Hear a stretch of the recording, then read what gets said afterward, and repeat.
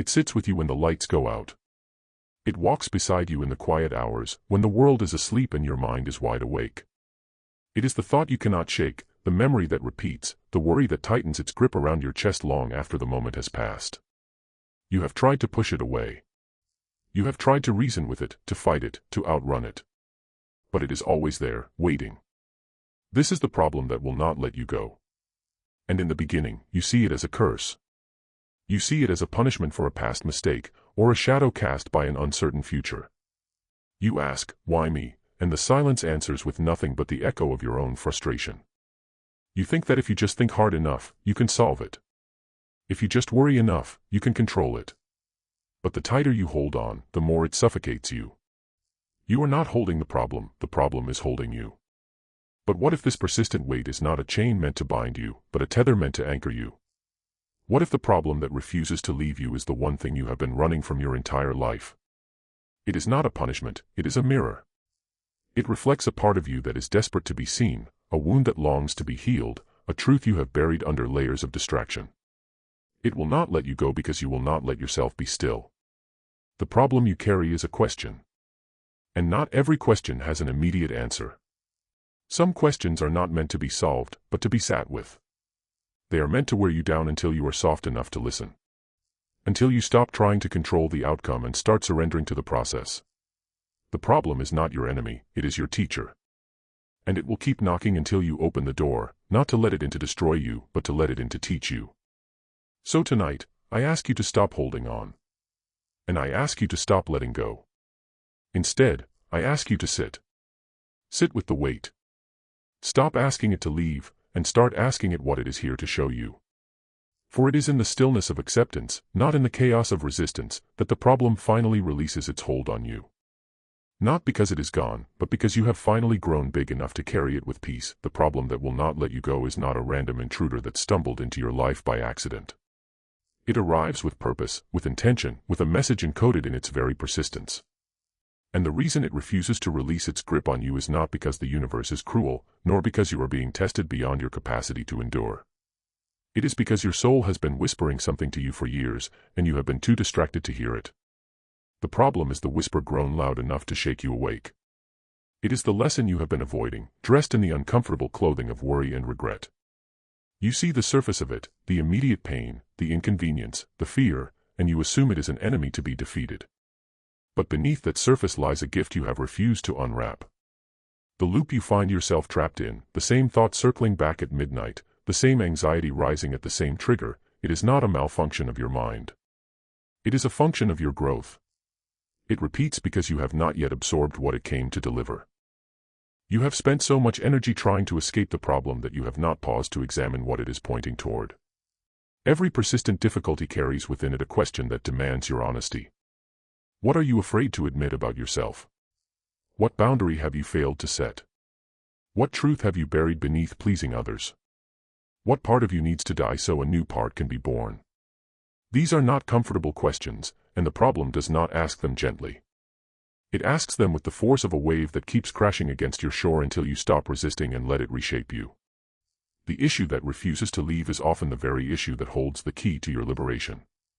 It is showing you where you have been lying to yourself. It is revealing the cracks in your foundation so that you can rebuild with stronger materials. And every time you push it away, every time you numb it, distract from it, or rationalize it away, you are delaying your own healing. The problem is patient. It will wait. It will return in different forms, wearing different masks, but always carrying the same core lesson until you finally sit down and listen. This is the hard truth that most people never accept. They want the problem to disappear, but they do not want to change. They want the anxiety to stop, but they do not want to confront the source. They want the relationship to heal, but they do not want to admit their own role in its breaking. The problem that will not let you go is not interested in your comfort. It is interested in your transformation. It is the chisel that will carve away everything that is not truly you. And the pain you feel is not destruction, it is the sound of old walls crumbling to make space for something truer. When you finally understand that the problem is not a punishment but a curriculum, your entire relationship with it shifts. You stop fighting it and start learning from it. You stop resenting it and start respecting it. You stop praying for its removal and start praying for the strength to understand its message. The reason it will not let you go is because you have not yet received what it has come to give. You are still running. But the classroom is not outside of you. The classroom is inside this very struggle. And the teacher will not dismiss you until you have mastered the lesson. So stop asking when it will end, and start asking what it is here to teach you. For the problem is not your enemy. It is your most honest friend. And it will not release you until you are ready to release the version of yourself that no longer belongs in this chapter of your life you have been fighting. Every single day, you have been fighting. You wake up and the first thought is the problem. You go to sleep and the last thought is the problem. And in between, you exhaust yourself trying to push it away, trying to reason it out of existence, trying to outthink it, outrun it, outlast it.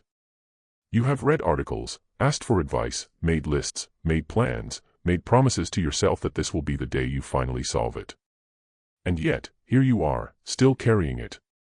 The weight has not lessened. If anything, it has grown heavier because you have added the burden of your own resistance to it. You are not just carrying the problem anymore. You are carrying the exhaustion of fighting it. And that exhaustion is costing you more than the problem itself ever could.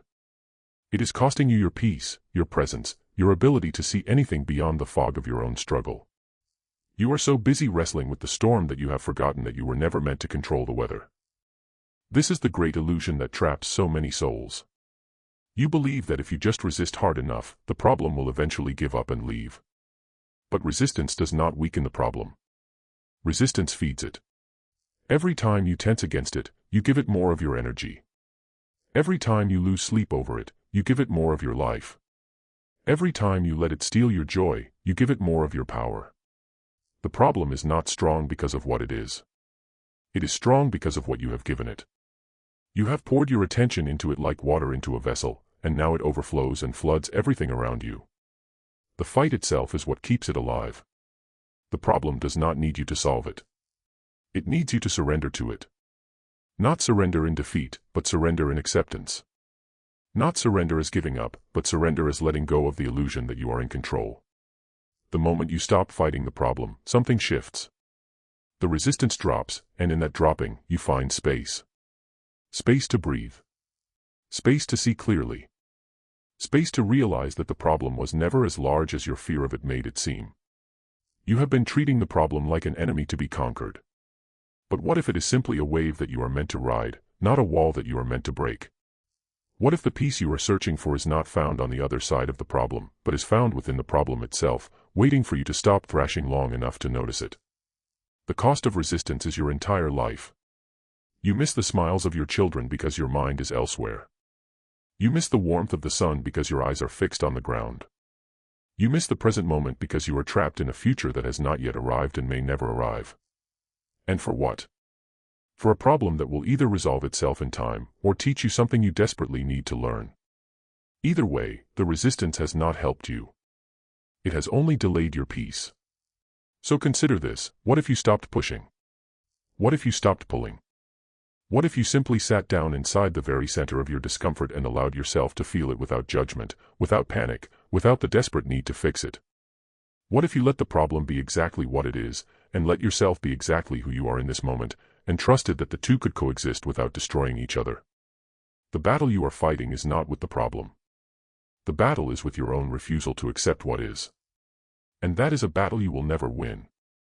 But the moment you lay down your weapons, the war ends. Not because the problem disappears, but because you finally stop letting it take everything from you. You have been looking at it all wrong. You have been staring at the problem as if it were a wall blocking your path, an obstacle placed there to frustrate you, to delay you, to keep you from where you want to go. And so you have spent your energy trying to climb over it, break through it, or find a way around it. But what if the wall is not there to keep you out? What if it is there to show you where you need to turn? What if the problem that will not let you go is not a barrier at all, but a compass, pointing you toward a direction you would never have chosen on your own?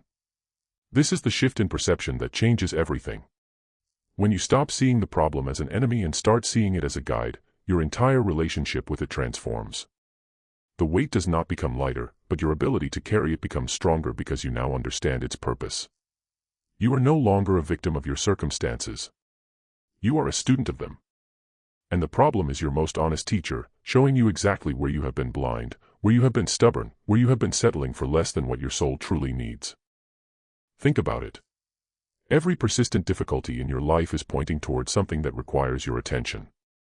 It is like a compass needle that always swings back to true north, no matter how many times you push it away. If you are constantly anxious about your finances, the problem is not just about money. It is pointing toward your relationship with security, your fear of lack, your belief about your own worthiness to receive. If you are struggling with a difficult relationship, the problem is not just about the other person. It is pointing toward your boundaries, your communication, your unhealed wounds that keep attracting the same dynamics. If you are haunted by a past mistake, the problem is not just about that moment. It is pointing toward your inability to forgive yourself, your attachment to an identity that no longer serves you, your fear of moving forward without the weight of guilt to define you. The problem is always a compass. It is always showing you the way.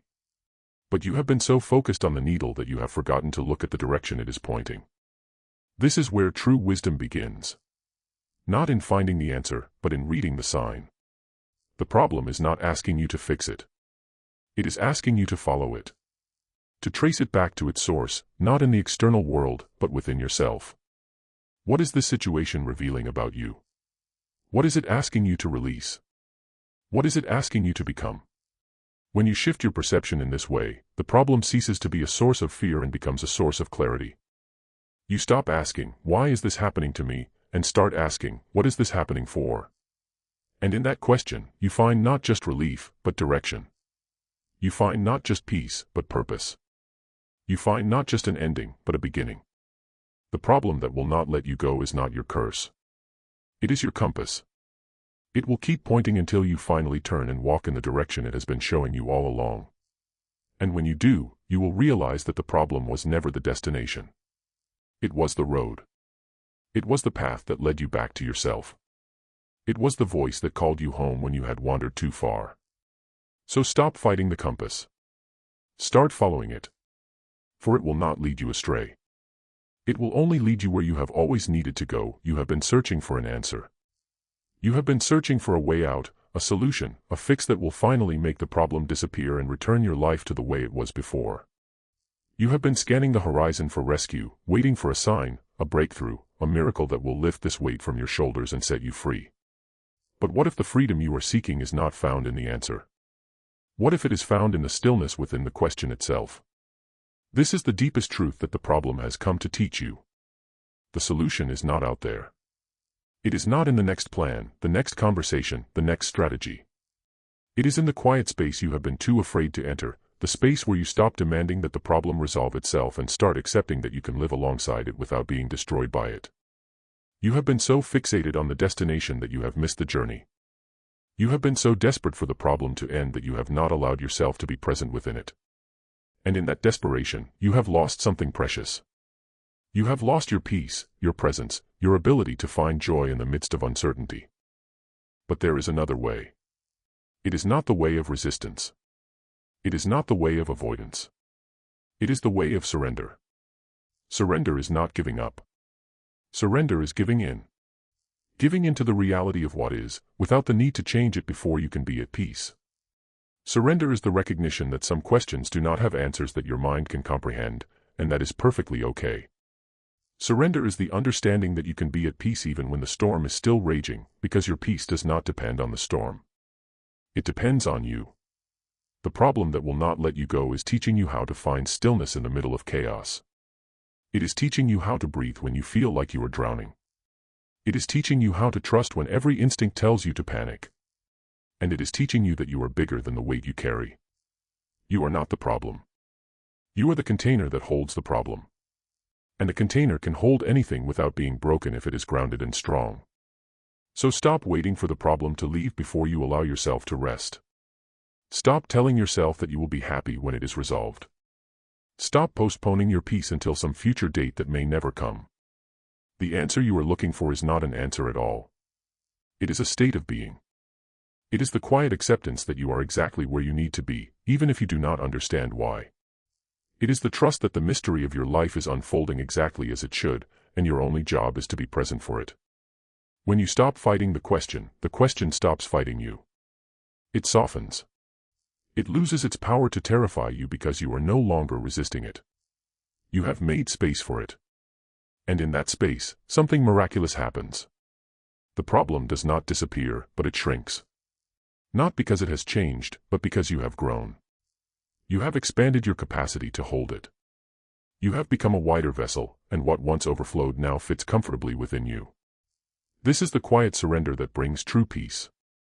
Not the peace of an empty room, but the peace of a full heart that has learned to carry its burdens with grace. The problem is not going anywhere. But neither are you. And you will be okay.